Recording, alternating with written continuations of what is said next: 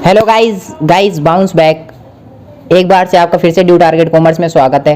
तो आज हम यहाँ पर कार्बन और उसके यौगिक को आगे कंटिन्यू कर रहे हैं। ठीक है, ये बहुत ज़्यादा इंटरेस्टिंग चैप्टर है, बहुत अच्छा चैप्टर है और इसमें ना करने में बहुत ज़्यादा मज़ा आता है। अगर एक बार समझ आ गया ना तो इसके जो कंपाउंड्स बनाने होते हैं ना, जो यौगिक बनाने होते हैं, तो बहुत ही मज़े आते हैं इसको करने में। और तो सबसे पहले यहाँ पे हम बात करेंगे कुछ हमने कंपाउंड्स किस तरीके से बनते हैं, ऑक्सीजन के, नाइट्रोजन के, हाइड्रोजन कैसे सहसंयोजी आबंध बनाता है यानी कंपाउंड बनाता है। तो वो मैंने पिछली वीडियो में डिस्कस करा था, अगर नहीं देखा है तो लिंक डिस्क्रिप्शन में जाके देख लो। अब हम यहाँ पे वो बात नहीं करेंगे, यहाँ बात करते हैं हम कि कार्बन। देखो, ज़्यादातर चीज़ें आप अपने जो आसपास देखते हो ना, वो सारी किससे बनती हैं? कार्बन से मिलकर बनी हुई होंगी। अब कैसे कार्बन से? जैसे कि आपने कोयला देखा होगा, वो भी कार्बन का यौगिक है। पेट्रोलियम देखा होगा, वो भी कार्बन का यौगिक है। ऐसी नेचुरल गैस है जैसे CNG हो गया, और आपका CH4 यानी कि मीथेन हो गया, जिसको आप बोलते हो ईंधन बोलते हो अपनी साधारण भाषा में, वो भी किससे मिलकर बना है? बेसिकली वो भी कार्बन से ही मिलकर बना है। यानी कि आप यहाँ पे कार्बन है तो वैसे वातावरण में बहुत कम। देखो, कार्बन जो कोयला और पेट्रोलियम के रूप में जो कार्बन वातावरण में पाया जाता है वो 0.02% है, लेकिन आप देखोगे कि इससे चीज़ें मिलकर के इतनी सारी बनी हुई हैं। और इसी तरह से जो CO2 के रूप में भी जो कार्बन, ये CO2 बोलते हो आप कार्बन डाइऑक्साइड को, ये कार्बन डाइऑक्साइड भी क्या है? कार्बन का ही रूप है, यानी कि कार्बन से ही मिलकर के बना है। तो कार्बन डाइऑक्साइड के रूप में भी कार्बन कितने परसेंट है? 0.03%। तो इतना कम कार्बन होते हुए भी इतने सारे यौगिक कैसे बना लेता है? इसका ऐसा कौन सी क्वालिटी है जो इसको इतने सारे यौगिक बनाने देती है? तो गाइज, आपने देखा था कि कार्बन की परमाणु संख्या क्या होती है? रोल नंबर क्या होता है उसका? 6। यानी कि जब हम उसको बांटते हैं उनके संयोजकता कोश में, तो पहले में 2 जाते हैं, दूसरे में 4 जाते हैं। तो अब इसका क्या मतलब है? 4 जाते हैं यानी कि इसको पूरा करने के लिए 8 चाहिए होते हैं। तो उसमें से हम क्या करते हैं? 4, इसे या तो 4 ले सकता है, 4 दे सकता है। अब दोनों काम कर सकता है, तो इसलिए हम पूरे दे भी नहीं सकते, पूरे ले भी नहीं सकते, क्योंकि किसी के पास भी 4 पूरे देने के लिए नहीं है या 4 पूरे लेने के लिए नहीं है। तो ऐसी कंडीशन में हम क्या करते हैं?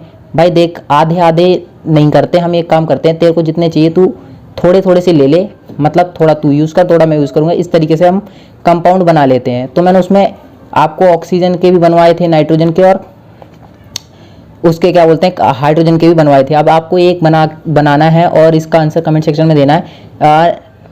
ये है मीथेन, यानी कि ये अमोनियम है। ठीक है, ये अमोनियम है। अमोनिया का आपको बताना है कि क्या इसका यौगिक बन सकता है, यानी कि इससे कंपाउंड बनेगा या नहीं बनेगा, सहसंयोजी आबंध बनेगा या नहीं बनेगा।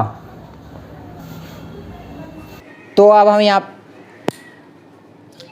यहाँ पे बात करते हैं कि मीथेन क्या थी। यानी कि मीथेन एक प्राकृतिक क्या है? ईंधन है। यानी कि जो आप ईंधन यूज़ करते हो उसको साइंटिफिक में क्या कहा जाता है? मीथेन या CH4। इसका जो फॉर्मूला होता है वो क्या होता है? CH4 होता है।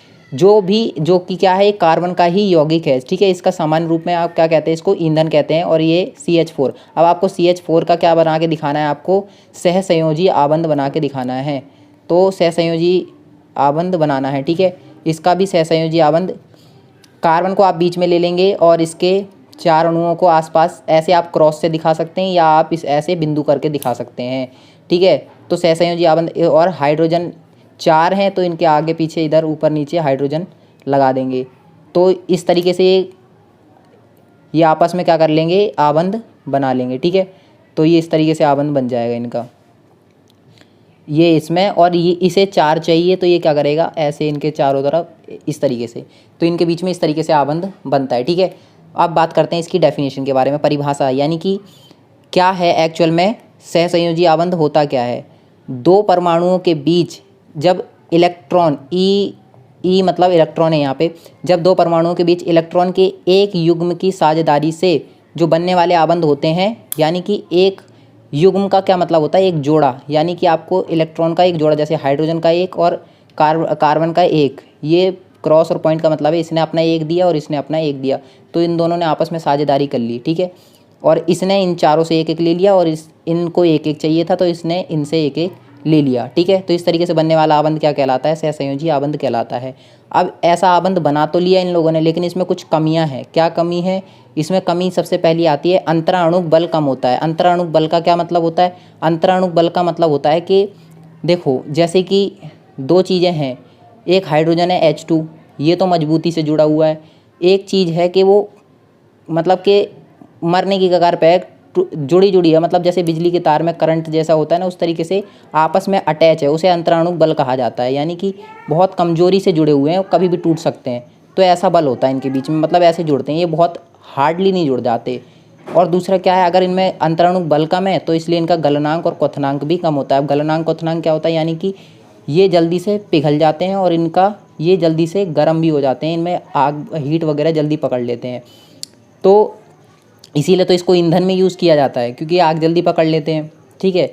और ये सहसंयोजी यौगिक विद्युत के कुचालक होते हैं। और इस तरह से जो बनने वाले आबंध होते हैं, जो यौगिक बनते हैं, वो कैसे होते हैं, कुचालक होते हैं। यानी इनमें से जो बिजली है वो पास नहीं कर पाती, इसमें से बिजली गुजर नहीं पाती। अब कार्बन के अपर रूप की बात करते हैं। कार्बन के अपर रूप का क्या मतलब होता है कि कार्बन और किन किन रूपों में पाया जाता है। अपर रूप मतलब कार्बन के और कौन कौन से दूसरे रूप हैं। तो सबसे पहले कार्बन का एक रूप है जिसका कार्बन का एक और रूप है जिसका नाम है ग्रेफाइट और हीरा। हीरा और ग्रेफाइट किससे बने हैं, कार्बन के ही दो अलग रूप हैं।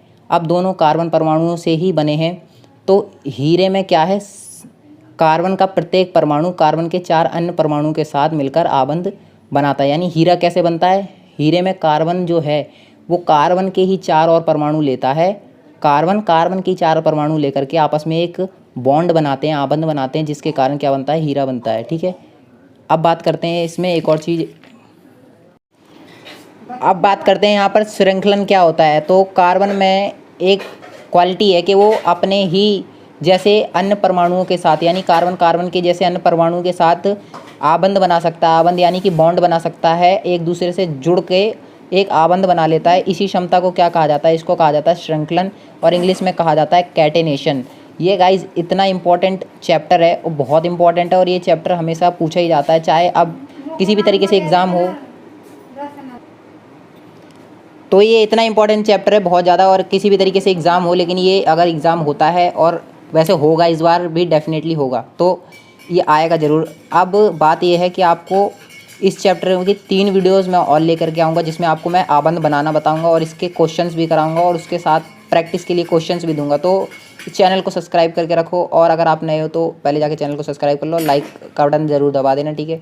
तो that's it for today's guys. If you like this video please hit the like button.